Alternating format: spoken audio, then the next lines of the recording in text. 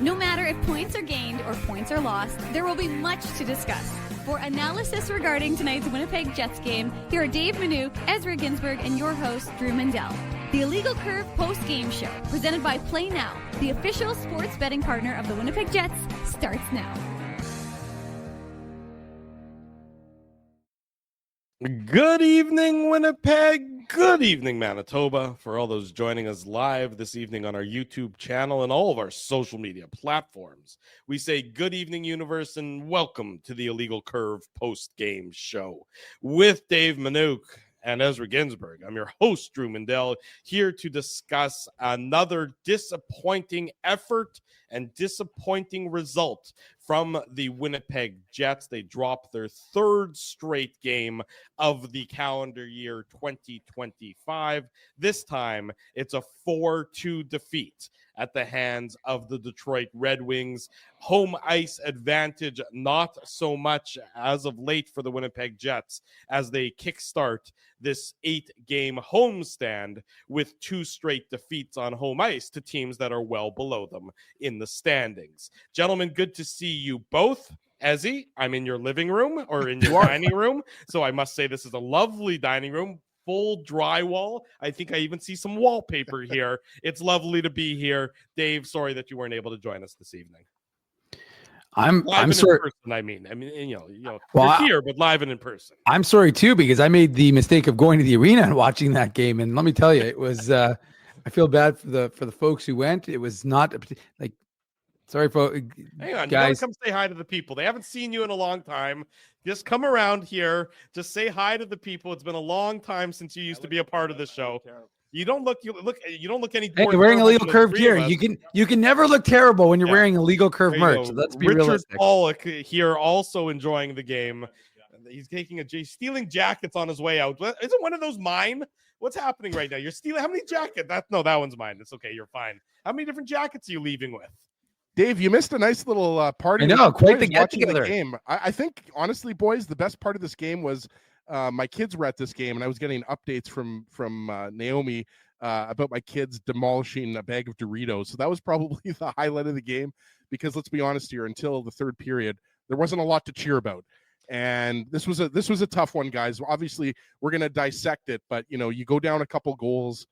And we talked about it, right? The one thing you don't want to do is give the Detroit Red Wings power play opportunities. That's what they did early in this hockey game. And I just thought they were chasing the game. I really thought they were for the most of this game. And I thought there was too much perimeter play. Again, we talked about, wanting to see more from the second line. And again, we just didn't see it again tonight. And that's something that it's becoming such a big problem that it has to be addressed, I think. I'm not saying it needs to be addressed like tonight, but I think it needs to be addressed sometime in the near future, because they're just not getting enough from the Nemesnikov, Perfetti, Ehlers line. They aren't. Obviously, Ehlers scored tonight, so but you guys know what I'm talking about. They're just not getting enough production. This was an all systems failure, really, as far as I'm concerned. You're playing against the Detroit Red Wings team that is below you in the standings, albeit playing better hockey as of late. You're playing against you lost on Thursday night to an Anaheim Ducks team that's below you in the standings, and they come out and they're outshot, what, Dave, 12-2 in the first 10 or so minutes of this game. Yeah. I mean, that first period, it was 9-1 at one point, 9 or 10-1. Right. That first period, is just such a horrible start to this game for the Winnipeg Jets.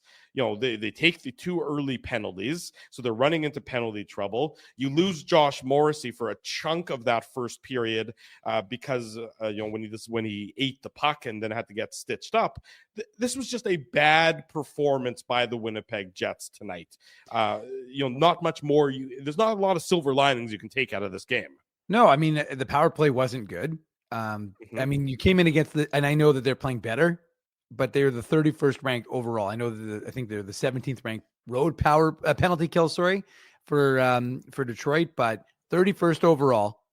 And the fact of the matter is you cannot play a 40 minutes of a hockey game. You have to play a 60-minute game. I don't understand. And these sleepy first periods. I mean, how many times they were a little bit better the last game, but I mean, that's you can't have that be the outlier. That has to be the norm, and it's not the norm right now. Their first periods have not been good, and for some time. And so, and as he's right, one of the things that as he talked about on this morning's show was just the Jets resting on their laurels a bit when it comes to their record. And I think that if you look at what this team is doing, and we saw some line blending in the second period, didn't last very long for the record, as it happened and then it was gone. But like I said, there's no excuse for starting that game. And I understand that you took the power look, and the refs called a penalty. I didn't even know I haven't heard that penalty called. I don't know if I've ever heard it live where I think Buff got called for it in Minnesota once. That's what I said, but I don't think I've been in a building when they've called someone for that penalty. And at this point, I can't tell you how many hockey games I've seen live, but the number is a lot. And throwing equipment is the name of the penalty. Yeah. No, I know. And I'm just saying and it was funny because then DeMello cleared a stick out. He go, no, don't do it. You'll get a penalty. But all IFLO is trying to do there is get it was Nemesnikov, right? He's trying to get Nemesnikov his stick. Right. So he's just trying to help out his teammate, but that's a penalty. It's just not a penalty like Drew said, or like you said, Dave. It's just not a penalty you see called very often. It's one of those ones you're hoping you kill off, and then they obviously didn't. The Red Wings have a hot power play. We know that. Mm-hmm. And I agree with you, Dave. It's these sleepy first periods are becoming a real problem. Yeah. And so I think it's part of everything that we talked about this morning that you needed to see more from the second line. Because let's be realistic. It's not like Detroit overwhelmed the Jets. I'm not joking. It took till the midpoint of the second period when I even realized Tarasenko was on the ice. I'm not joking. Patrick Kane. You're not alone, Dave. No, I know. And I'm just saying, so it wasn't as if I was like blown away by the way Detroit played. I don't think that, again, I don't try and denigrate a team. If they beat the Jets, and we can laud them for their accomplishments. I don't think that Detroit beat the Jets. I think the Jets beat themselves. I just don't think that they played to the capacity that they are capable of. And that's the result is when you don't play your style of game, well, you allow the other team to dictate the pace. And I think that's what we saw, at least in the first period, and then in stretches throughout the rest of the hockey game.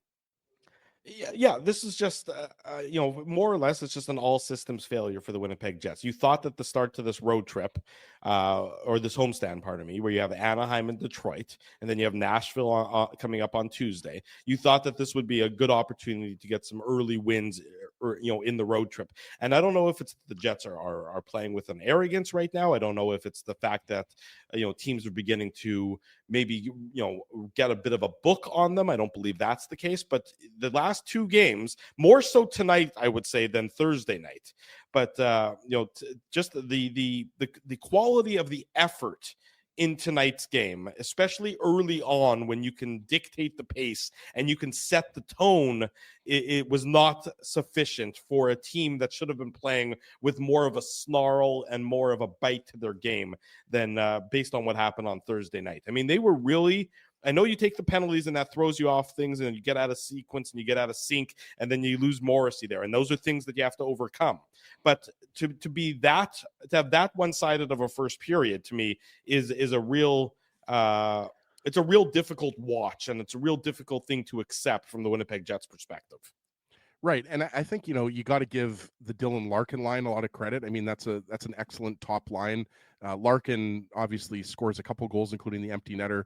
Lucas Raymond, we talked about him on this morning show, great hockey player. And, Ben Sherratt and Moritz Seider, I think, did a really nice job paired up against the Scheifele line. But the Scheifele line, to me, had a rare bad game, right? Like they had a few opportunities here and there throughout, but this was not the type of hockey that they weren't as impactful as we've seen them. And to me, especially with the Nemesnikov line and their struggles, even though we talked about it, Ehlers does get a big goal in the third period.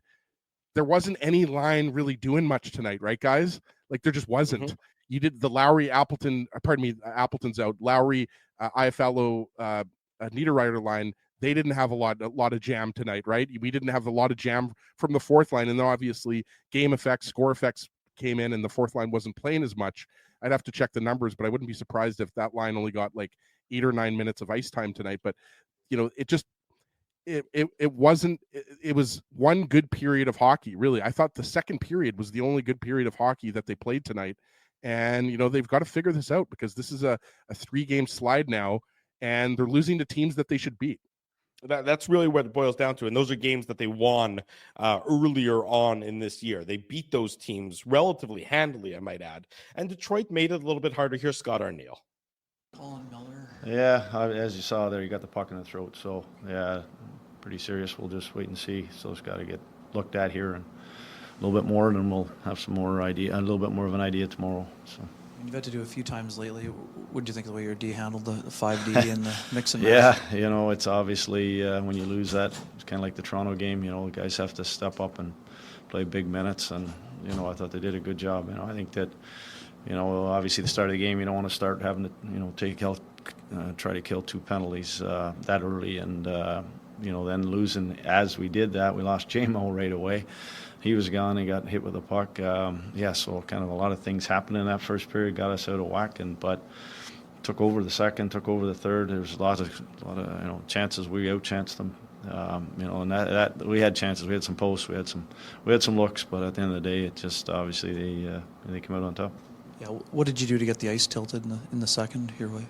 What they got up and they sat back a little bit, and we just tried to make sure that we played fast enough to get in and get on our forecheck.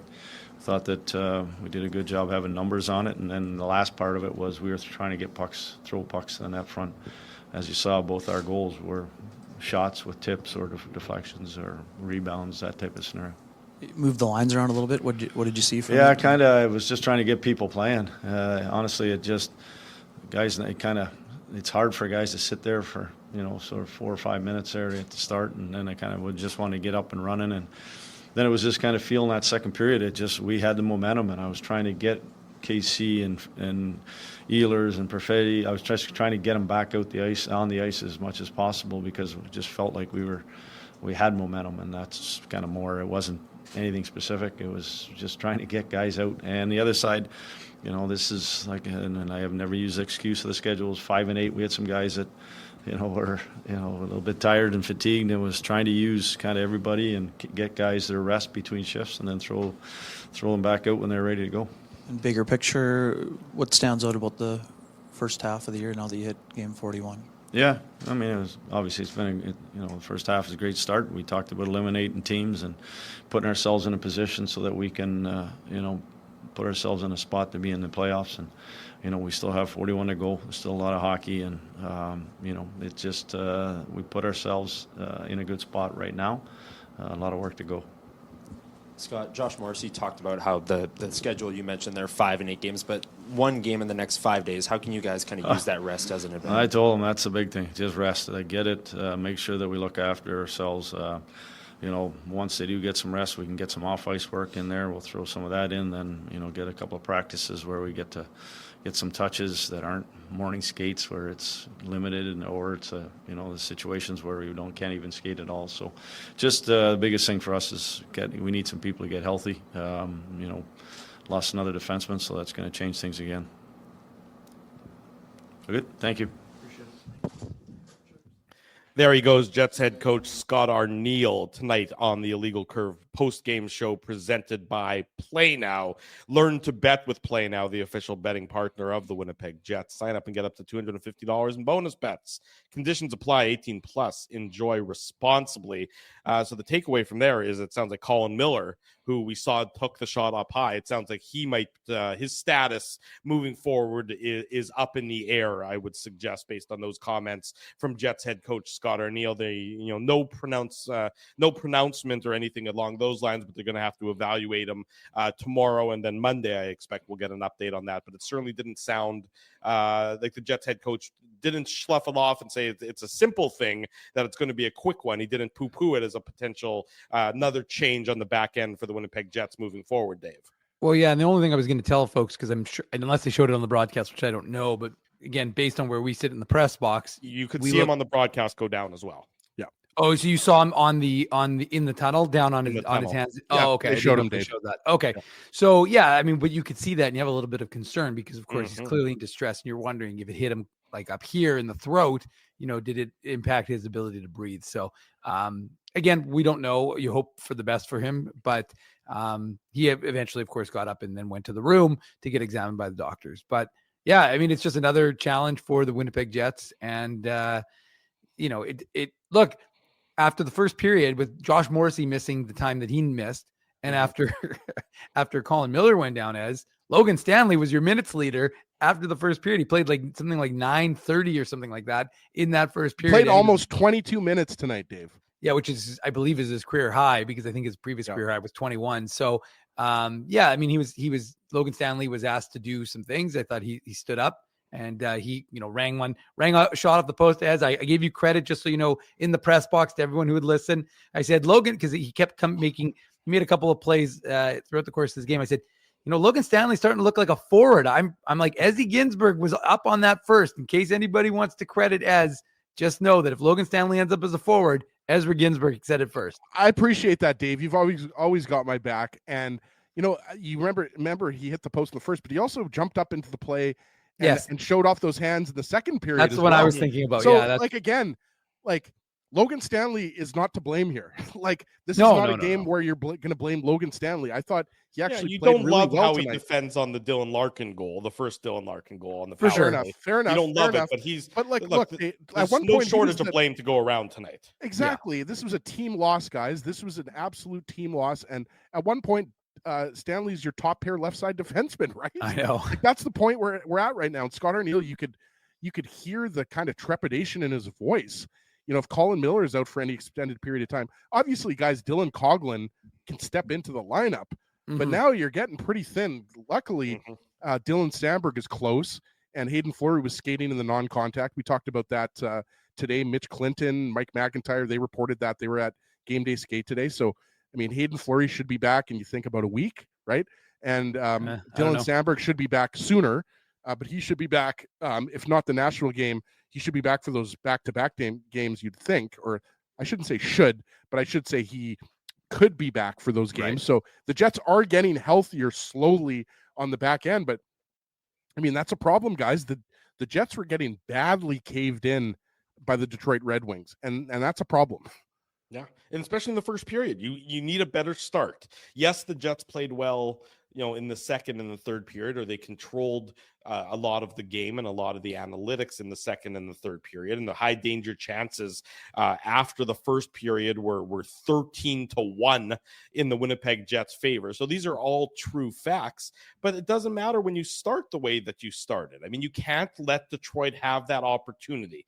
That first period, look, if the Jets have 72% of the possession in the first period like they did in the second period, well, it's a whole different ball game. You don't get any extra credit from playing from behind. Detroit, is playing better hockey under Todd McClellan. They're clearly just collapsing like almost all teams do in the NHL. Honestly, to the Red Wings' credit, it worked for them tonight. But if the Jets get early goals and they don't run into penalty trouble and they possess the puck, at 5-on-5 in that first period, like they did in periods 2 and 3, it's probably a whole different game. So you can't talk about tonight's game without talking about the poor starts for the Winnipeg Jets. And they had another one tonight, and it ultimately ends up costing them. They were Oh, sorry. Go ahead, Drew. I was going to say, let's get into the goal-by-goal recap. Something else first. The only thing I was going to say quick, Drew, is I think Connor Hellebuck's going to request that TSN stops having a headline. Connor Hellebuck goes for his 300th win, because they had that in the Anaheim game, and then he goes, and then today I think they said Connor Hellebuck once again goes for his 300th win. So I think he's going to dequest TSN from writing that headline. Stop talking about it as far as Helly's concerned, right, Dave? Exactly. Leave me alone. You never covered the first 299 wins. Why are you covering the 300th win out of nowhere? Let's get into it. Goal by goal. It's the Play Now game recap. The Play Now game recap. Big thanks to our friends at Play Now for their continued support of the Illegal Curve post-game show, as well as the Illegal Curve hockey show. If you're looking to make a bet, do it safe, do it legally. Use Play Now, Manitoba's home for legal online wagering, and of course, the official betting partner of the Winnipeg Jets. The Detroit Red Wings open the scoring in tonight's game. It's on the power play, 6:25 mark of period number 1. The Jets take 2 early penalties. This is more. kill off the Morrissey hooking penalty. This is Alex Iafallo in the box for the rare throwing equipment penalty. We were actually going to, when we named ourselves Illegal Curve, we were debating between the Illegal Curve hockey show and the throwing equipment hockey show. I think we made the right choice, but in terms throwing of equipment just doesn't roll off the tongue like Illegal no, Curve it doesn't. does, right? When it comes to obscure penalties, though, that's that's where we're at. Dylan Larkin, his 15th of the year, assist to Lucas Raymond and Moritz Seider. Look, we know that Detroit had a good power play entering tonight's game, and they put it on display here. They had a real nice puck movement. Connor Hellebuck is unable to freeze the Patrick Kane shot, and then the Red Wings get the loose puck, moves around. Larkin over works it around the boards, and then eventually he gets it back on his stick from Raymond, and he is able to wire it past Connor Hellebuck and a flailing Logan Stanley out trying to defend well shorthanded to give the Red Wings the 1-0 lead this early in the first period, guys. Yeah, and Patrick Kane has the initial chance, and Hellebuck tried to cover it, and it comes loose. And then Dylan Larkin pops on it, and then it obviously goes from. Not sure why, watching the replay, why Moritz Seider doesn't get a secondary assist. I think they might add that. But watching this power play, guys, with Raymond. Seider did get a secondary assist. Oh, he did? Okay, sorry. I thought you said he didn't get the secondary assist. But when you're looking at Seider and Patrick Kane and DeBrincat, like, these are high-end offensive players. Like, I'm not surprised that they're fifth place after watching them now. I hadn't watched them that much, but yeah, I mean, I think Logan Stanley could do a better job of blocking a shot here. There's just a little bit too much time and space for Dylan Larkin. And he obviously, I think that's his 8th or 9th power play goal of the year. So this isn't his first rodeo. He's been a good power play player for many years now. But again, you give the Red Wings 2 power play opportunities in the first period, and they're running at whatever the percentage is at 5th overall in the league, 25-26%, whatever it is. Just didn't necessarily think the defensive coverage was tight enough on this PK. But I mean, this is kind of the same old for the Jets, right? On the PK, it continues to struggle. Yeah, it's Drew. I'm not going to. Well, no, Ezzy broke it down, so I'm not going to do that. But I think that one of the things we have to reiterate, because it's something that we've been talking about on this show for some time now, is the Jets PK and its struggles. And it's definitely, again, like I said, it's an area of concern for this Winnipeg Hockey Club. So, I mean, you don't need the top 10 power play. You don't need to be a top 5 power play, but you need to be better than where they are. And it's just not good enough. So, I mean, this is, and like one of the biggest things we talked about was Dylan Sandberg and what he's able to do on that PK as he. So you know that you're hoping that he's back, as you said, sooner rather than later, or as Scott O'Neill said, on the horizon. Yeah. Which again, I'm like, well, the horizon could be far, it could be close. What exactly are we talking about here? But I assume he's talking about a near horizon. The near horizon. I agree with you, Drew. So yeah, I mean, the PK is a problem. The power play, even though it wasn't great tonight, has been great through. We're at the midpoint of the season. I can't actually believe it. It's kind of weird, actually. We didn't really address it, but I remember writing about it in the game recap. I'm like, wow, it's already game 41. Like, it's weird because it feels like, it was like game 5 2 minutes ago, and now it's game 41 here. So, and their PK is what it's been, and it's not been good enough, and it's an area of concern for this Jets club. There's no question about it. The Red Wings make it 2-0 in the second period at the 4:33 mark. You talk about the PK not being good enough. Well, it's another power play goal for the Detroit Red Wings. This is with David Gustafsson in the box for tripping. It's Lucas Raymond, his 16th of the year, assist to Moritz Seider and Patrick Kane. And the Red Wings do a nice job of moving the puck around the perimeter to get Raymond set up for the shot. Of course, this shot does deflect in off of Neil Pionk's stick as he comes out to challenge the shot, and so it redirects past Connor Hellebuck. So not an easy save, and not much of a chance for the Jets goaltender. But it just goes to show you again that the PK, a successful PK is on its toes and is anticipating what the opposition is doing. The Jets PK been far too reactive as of late. They're a little bit slow, a little bit late getting out here. And this one, the shot deflects off of Pionk past Hellebuck to give the Red Wings the 2-0 lead. Yeah, and sorry, Dave, I'll jump in here and then I'll let you. You go. Like, I didn't think, Dave, anything was structurally wrong here. Like, you had Connor and Morgan Barron, they were the 2 forwards, and I thought they were doing a nice job of pressuring the Red Wings. But like sometimes like this is pretty much unstoppable for Hellebuck. The way the puck changes direction, right? Yeah. So Pionk comes out to challenge Lucas Raymond. So I think on this one, it didn't bother me as much as the first goal. Like I thought this was just kind of like an unfortunate deflection. That's kind of how I would sum this one up. Sometimes you can just say that, like, 9 times out of 10, that shot probably doesn't go towards the net. But on this particular case, it deflects off of Pionk's stick, and Hellebuck doesn't have much of a chance, right? Yeah, the only thing I was going to say, and it's one thing we've complimented the Winnipeg Jets for, and it's one of the things I was going to compliment the Red Wings for, was their speed and their puck movement. Yeah. I thought it was excellent. Mhm. And so you're right, as the Jets were chasing, they couldn't ever really get positioned the way they probably wanted to, and Detroit took advantage of it. And I liked, like I said, it was not quiet. It was quick, it was fast, and it was in the back of the net. And it's an unfortunate error by Neil Pionk to that it defy. As I wrote on X, as I said, well, it's a beautiful deflection by Neil Pionk. Only problem was it went into his own net and not the opposition net. But yeah, and it's a tough one because I actually didn't think the penalty was sure, it was a penalty. It seemed a little bit marginal, but it's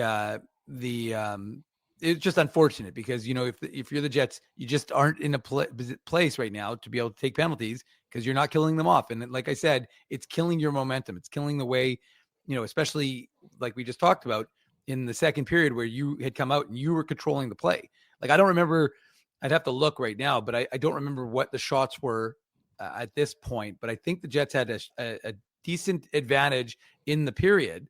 Not obviously the shots after the shots in the second period were 10-3 for the Jets. No, I know that, but I mean, like at this point in the period, I think that the Jets maybe were out shooting them like 5-1 or something like that. I could be wrong, but I started the second period very strong. You're absolutely right about that, Dave. The first couple shifts of the second period, the Jets, had firm control and were getting some good activity in front of Alex Lyon. It might have been like the problem, Dave, was they only had one good period. Right, yeah. Like that's the issue here. The first and the third stunk. Well, and the one thing we should mention before this is, especially because we're talking about power plays, talk about a changing trajectory of this hockey game. If Vlad Nemesnikov in the first period scores on that shorthanded, penalty kill. When Morrissey was in the box, the first penalty the Jets he waited too long on that one. Well, I joked again on social media saying like he's going to be seeing that one in his nightmares because it was a great setup and he just took a fraction of a second too long. And the other thing we should also mention, because I think it is worth mentioning, the Jets did hit a lot of posts and crossbars tonight. I think at least 4 or 5 by my count for Winnipeg. So, I mean, again, that could have changed the nature of the game a little bit. Not that the Jets deserved it based on how they played in that first period, but I just think it bears mentioning because I did think it was significant. Not as significant, of course, for the two folks of Drew's generation who are celebrating birthdays at Canada Life Center, a 95-year-old and a 96-year-old. And Drew, we know that you'll be there for your 95th birthday next year, but nice to see those folks celebrating and enjoying, these birthdays with their family. And it was nice because they reached out to us on social media and said, that's my grandmother. And I sent them the video and stuff like that. So nice for those families to have some good memories, even though the game itself wasn't the best game. Exactly right. 2-0 for the Red Wings at this point in time. This is the Illegal Curve post-game show presented by Play Now. Drew Mandel, Dave Minuk, Ezra Ginsburg with you, talking about the Jets' 4-2 defeat at the hands of the Detroit Red Wings.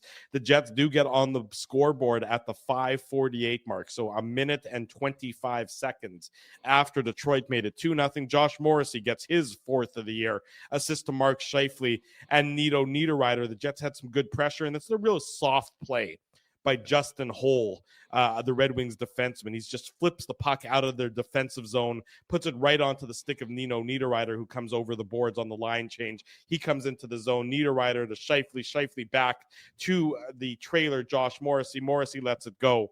Tyler Mott gets his stick on it. A lot of forwards and defensemen getting their stick on pucks, but not preventing the pucks from still getting through to the goalie. Instead, they're redirecting it. And this one, it cuts the Red Wings lead in half. It's now a 2-1 game. Yeah, and I love Nino Niederreiter here. Obviously, it's a soft play, like you said, by Justin Holl, just chucking the puck into the middle of the ice. Niederreiter, like you said, Drew, coming onto the ice. And then I just love that when he drops the puck to Morrissey, just drives the net, right? And Iafallo's there.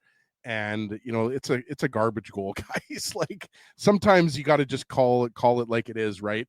But I like the traffic. I like that. I thought Alex Iafallo, aside from taking that penalty, he was one of the better Jets forwards tonight, to be honest with you. And that's something that you're not used to saying. I think Iafallo has been consistent, Dave, for most of the year.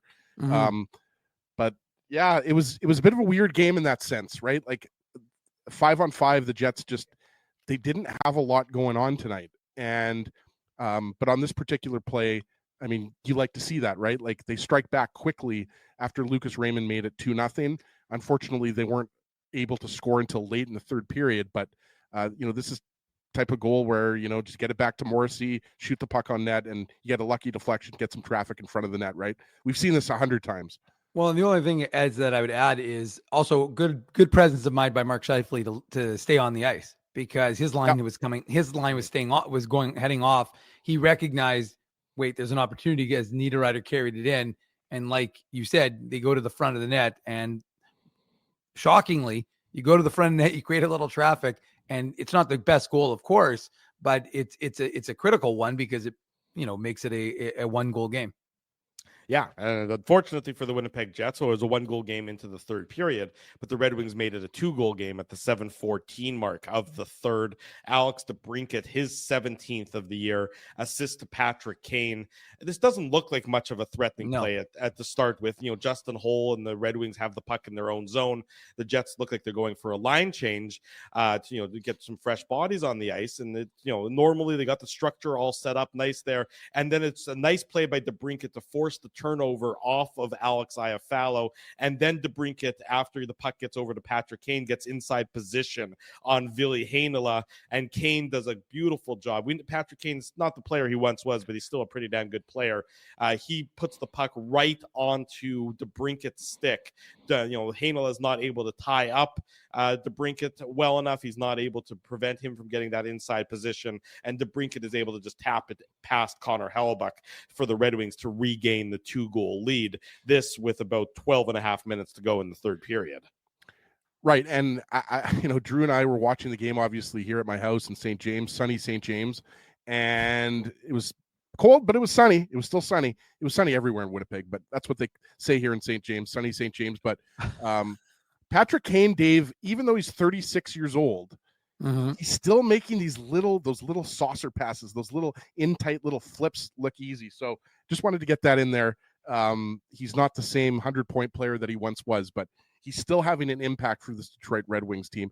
And, consider me one of the people that would love to see the Detroit Red Wings make a late season push and make the playoffs, even though I've said that about Ottawa too. So if it's between Ottawa and Detroit, I'm going to take Ottawa. But yeah, getting back to this goal here, Ville Heinola is going to be criticized quite a bit here because he loses positioning, and that's been the knock on Heinola in his young career, is that he can lose positioning and get out muscled a little bit, and that's what happens. And look, DeBrincat is not a big boy.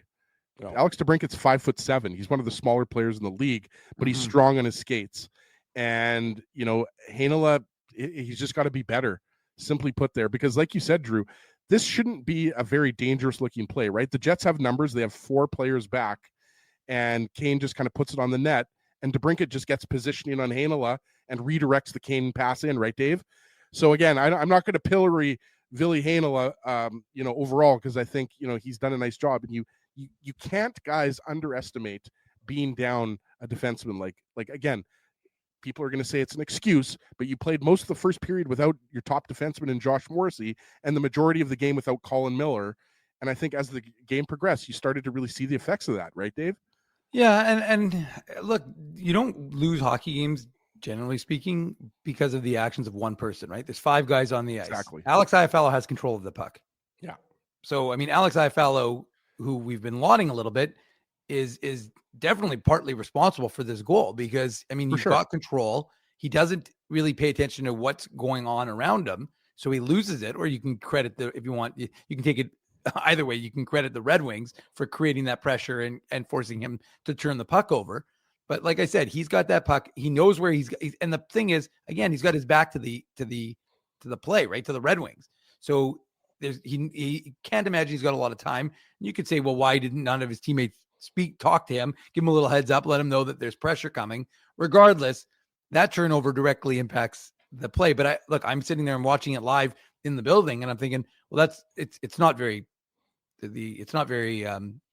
dangerous, really, and because you said, as they've got the numbers, but Ville Heinola doesn't play it particularly well, and it ends up in the back of the net. So, I mean, it's tough, because if you're the Winnipeg Jets, you're like, you fought your way back into a game that you don't really deserve to be in. Mm-hmm. And yet then you give up something like that. And that's unfortunate. And Dave, you're right to single out the turnover here. The turnover is egregious. There's no doubt about that. That's just a turnover you can't make at this point in the hockey game. Right. And that's kind of like, look, the Jets could easily win the Central Division. They could easily have the top record in the entire league. These are the types of goals, though, and the types of games where, I'll use a Mendelism here. It's your lack of attention to detail. Right. Yeah. And in a game where you're not exactly lighting it up, you're not getting a ton of scoring chances, you can't make those types of plays in the third period. And that is the staple of this Jets team, has been how they played defensively. Right. Mm-hmm. And so it's very uncharacteristic for a player like Alex Iafallo, who's a veteran player. Again, hockey happens. And like, you're right. You're right, Dave. There's pressure there. Alex DeBrincat has pressure on Alex Iafallo, but you just can't make that type of play at that point in the game. And it's unfortunate, because it ended up being the game-winning goal. That it was. The Jets do cut the lead into half. It's Nikolai Ehlers with a tip-in of a Neil Pionk shot. We'll break down the goal, but first we'll give it the Seagram shot of the game. The Seagram shot of the game. Probably more than one Jets fan hitting the bottle after that game. We do recommend you do so responsibly and enjoy some Seagrams. Perhaps it's a Fireball night. Ignite the night with Fireball. Big thanks to our friends at Seagrams for their continued support of the Illegal Curve post-game show. Jets cut the lead in half again. Ehlers, his 12th of the season. A nifty tip of a Neil Pionk point shot. Vlad Nemesnikov with the secondary assist. The play is really made, though, by Dylan DeMello. He picks off the flip pass from Andrew Kopp. Kopp just trying to relieve the pressure. He flips it up in the air. Real nifty play by Dylan DeMello to knock it down, glove it down, and get it up to Nemesnikov real quickly. Nemesnikov able to gain the Red Wing zone, feed it back to Neil Pionk. Pionk with the point shot. Nikolai Ehlers with the tip, and the Jets have cut it from 3-1 to 3-2 with 3 minutes and 15 seconds to play in the third period. I'm a little concerned that Alex Lyon thought that could be a high stick. Like why were we were watching it. I'm like, no, at some point they said that they thought maybe there was an offside, which clearly it wasn't offside either. But no, I know that. But the point is, like, originally they're like, unless they thought maybe it was goalie interference, but like I was watching this and I think to myself, like, like when I heard them on the broadcast say that they thought maybe there was. That's what I think it was, Dave. I think it was because Niederreiter was tied up with somebody there.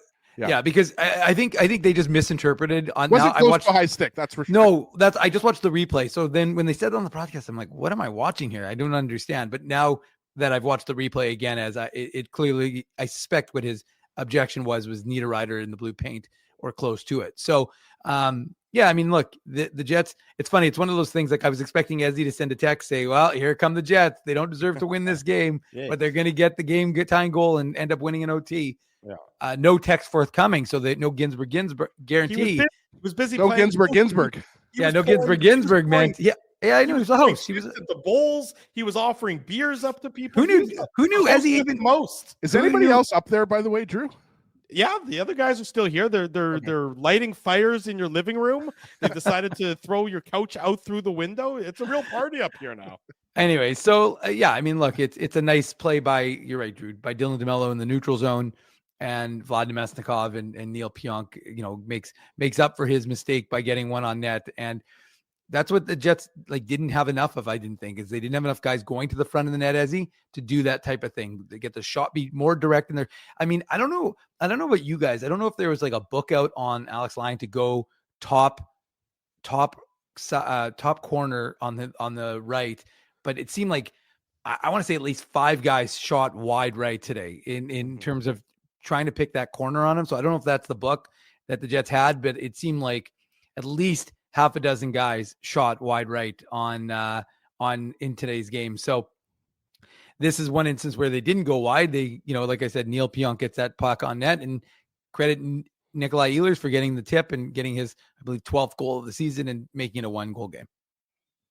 Yeah, and that's as close as the Winnipeg Jets came. The Detroit Red Wings, the Jets were pressing, and they pulled the goalie, tried to get the extra man.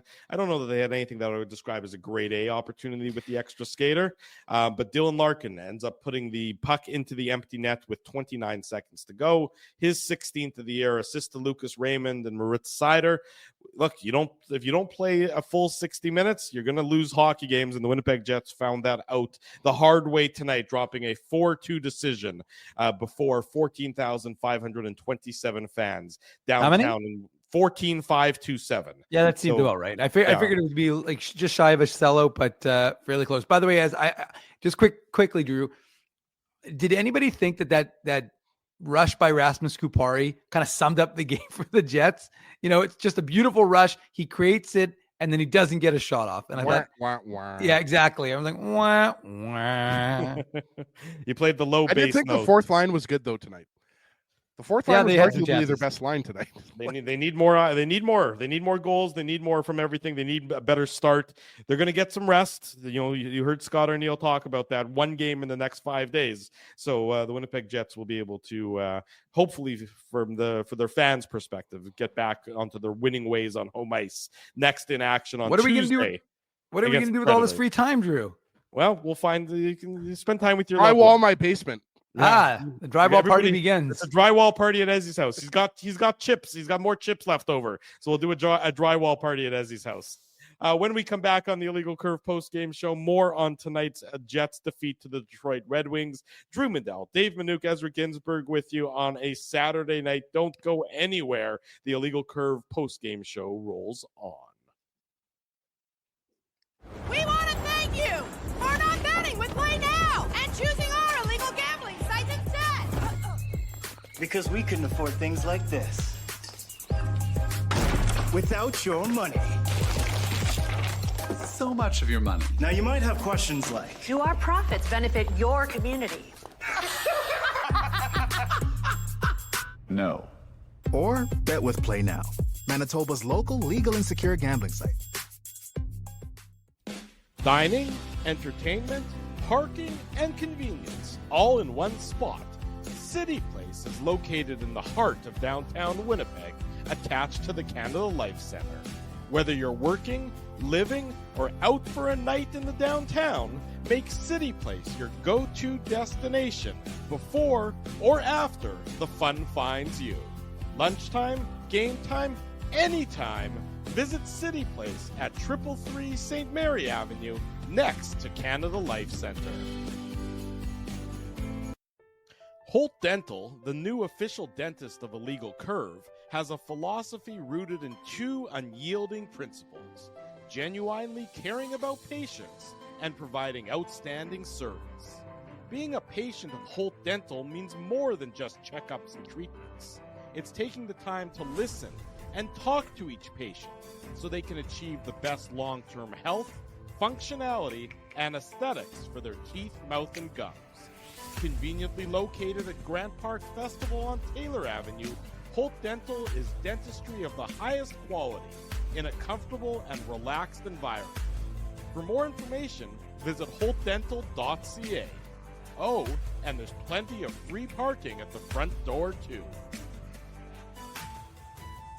Celebrating its 40th year as Winnipeg's home for stand-up comedy, Rumors Restaurant and Comedy Club has recently been named Canada's top comedy club and a top 5 comedy club in North America.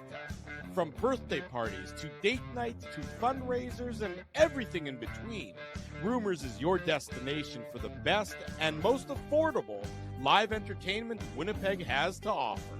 For more information on upcoming shows, Rumors' incredible promotions, and to purchase tickets, visit rumorscomedyclub.com.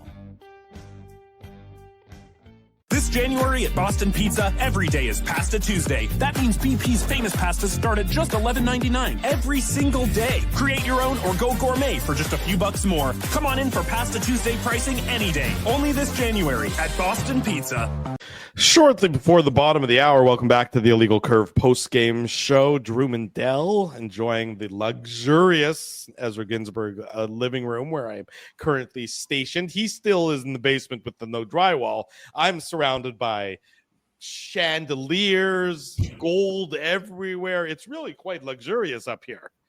And now he can't even talk. He can't even rebut my conversation because I believe he turned his mic off or managed to unplug his own mic. Well, that's the type of host that I am. That's the type of St. James hospitality that you get. I'm down here with no drywall. I give my guests the nice rooms with the drywall. It's true. It's quite luxurious, Dave. You're missing out.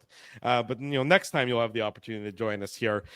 People were asking earlier. I think this morning they were saying, when are you Illegal Curve guys next live on location? When are you next going to be doing a live on location show? So allow me to give that information to everybody. Our next live on location lunch hour show at City Place is coming up in 10 days time. The Vancouver Canucks are going to be in town on Tuesday, January the 14th. So we are going to be live at City Place 12 noon that afternoon, talking about the Winnipeg Jets, talking about the Vancouver Canucks, getting you ready for that contest. So join us in 10 days time, Tuesday, January the 14th. No word if JT Miller and Elias Pettersson are going to have a fist fight in the food court at City Place, but we can all hope for fun things to happen like that. Or even more awkwardly, we can talk about the relationship while they walk past us and pretend not to hear us. So those are two good opportunities for things to happen when we are live at City Place. Drew, I didn't think two people could hate each other as much as we do, but Pettersson and Miller might be those two people. And then for anybody listening and wanting to go to an Illegal Curve watch party and live on location post-game show with our friends at Boston Pizza on Taylor Avenue, where, reminder, it's Pasta Tuesday all month long, so you can enjoy that on Wednesday, January the 23rd. That's an 8:30 p.m. puck drop. The Jets are going to be in Colorado. The Jets are going to be in Denver against the Avalanche. So be sure to join us Wednesday, January 23rd, live at Boston Pizza on Taylor Avenue for the next Illegal Curve watch party and live on location post-game show. So the 14th at City Place, the 23rd at Boston Pizza. We look forward to both of those great shows, those great opportunities. And of course, when we're not live on location, we're live on our YouTube channel. We're live on our social media platforms, like we have been this morning with the Illegal Curve Hockey Show, and like we are now with the Illegal Curve post-game show. And there Josh is asking I love that he's watching on Facebook too, because we only get a few little shtickle of viewers on Facebook, but the post game parties will now permanently be here in St. James. So Josh is coming. He's coming from Michigan, is he? Yeah, that's what I'm saying. Oh, house party at St. James. Okay, I just didn't know if you knew he's coming into town with his brother to come see. I did not know that. No. Yeah, that's what I'm saying. So he's coming in with his brother to come and see him a couple of games. So, Josh, let us know if you're looking for somewhere to go. We'll hook you up. There you go. As he's hooking Josh up. I'm not sure what that means. I don't think he has access to anything, but sure. Yeah, you might want to run. You'll have VIP access to Safeway. I've got my palatial mansion here in St. James. We can hook him up with some good deals at Boston Pizza. We got lots of spots for him. Rumors. There you go. There's lots of places we can take him. Lots of people, lots of visitors. Need some dental work? We'll send him to Holt Dental. And there you go. We got you covered. Whatever you might need, Josh and everyone else, we got you covered here on the Illegal Curve post-game show. Plenty of post-game coverage to come still on illegalcurve.com. So we do encourage you to, of course, check out the website, smash the like button, subscribe to the YouTube channel, and be sure to tell your friends and tell your family the best place to be after each and every Winnipeg Jets game. What is that, Dave? Is that Alec Baldwin? Yeah. Alec Baldwin did a great job with the anthems tonight. Yeah, he did do a good job. Yeah, so kudos to Alec Baldwin, and I think they said that he's a Special Olympian. Is that what they? I think he has autism. I think is what they said. So he's got a great voice. So wow, is it powerful? He was really good, and he's now my new favorite Alec Baldwin. Yeah, that's what there I you said. go. So That's what I move said over, on social other media. Alec Baldwin. The real Alec Baldwin is now here in Winnipeg. So that was a terrific job by him doing the anthems of tonight's game. And Big thanks. according to Joe from Winnipeg, Alec Baldwin is from Gimli.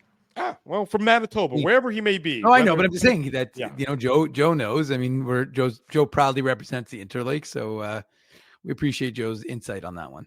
Apparently, Joe says that Alec is also a fantastic artist. So, yeah. There you go. Joe is bringing all the tidbits of information that we didn't know that we needed to know, but now that we know them, we thank Joe for telling us about them. Well, Drew, just quickly, the fact of the matter is that Alec's renditions of the American and Canadian anthems was the most notable thing in the first hour of being inside Canada Life Center. So, like I said, Dave, the signs that my kids made on cardboard before the game and Naomi sending me the pictures, like that was a highlight for me. That was not a good hockey game. Yeah. As you should have told me, I would have had to ask. Well, Colby had nothing else to take pictures of, so I could have told him to take pictures of your kids. But and then again, kudos, happy birthday to the 95 and 96-year-olds who were celebrating it at. And I'll see them at our high school reunion in a couple weeks. Yeah. Drew's the best is when Drew gets in on it. Like, I can play along. Drew, I can play along. Let's go play with our friends and family. Thanks to everyone for joining us tonight on the Illegal Curve post-game show. If you haven't already done so, smash the like button, subscribe to the channel, tell your friends, tell your family. Big thanks to all of our sponsors. They make the post-game show and the Saturday show and the website a possibility. That's, of course, our friends at Boston Pizza, our friends at Play Now, Rumors Restaurant and Comedy Club, Holt Dental, City Place, and Seagram's. Support these fine businesses because of their continued support of Illegal Curve hockey. For Dave now, Manouk, Drew, please get out of my house. Yes, exactly. For Dave Manouk, for Ezra Ginsburg, I'm your host, Drew Mandel. Thanks, everyone, for joining us. We'll see you on Tuesday night. Until then, illegalcurve.com is your resource. We wish you good night and good luck, and thanks for watching the Illegal Curve post-game show. Thanks for listening to this broadcast from Illegal Curve Hockey. For more great Illegal Curve content, subscribe to the Illegal Curve YouTube channel, follow at Illegal Curve on Twitter, Facebook, and Instagram, and visit your online home for hockey in Winnipeg, illegalcurve.com.